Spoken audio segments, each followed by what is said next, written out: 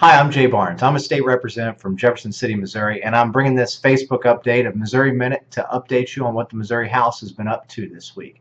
Last night, Tuesday, January 20th, we took up and passed House Concurrent Resolutions numbers 4 and 3, one of which I sponsored, which explicitly rejects a proposed pay increase recommended by the Citizens Commission on Pay for Elected Officials. Now, what the Citizens Commission had done was they recommended a nearly 17% pay increase for most statewide elected politicians, including the governor, the attorney general, the secretary of state, and the auditor's office. They recommended an 11% pay increase for the lieutenant governor's office, and they also recommended 11% pay increases for the offices of every state representative and every state senator. Now, I've sponsored this resolution for two reasons.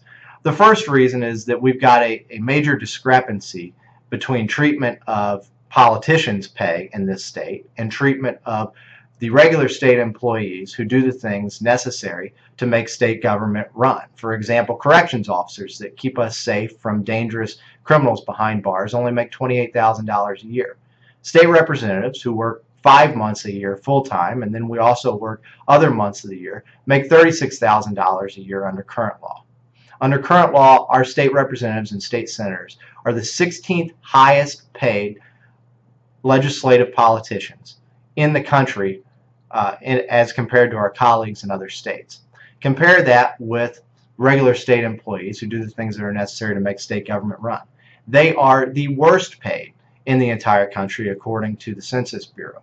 But even more important than this great discrepancy between treatment of politicians' pay and treatment of state employee pay is the fact that we have a citizen legislature. The founders of our state thought it worthwhile that people who serve in government should not be here to be career politicians. Instead, we have a system of part-time government. People who work in the legislature, elected officials, elected state representatives, and senators have to have, in many cases, another job.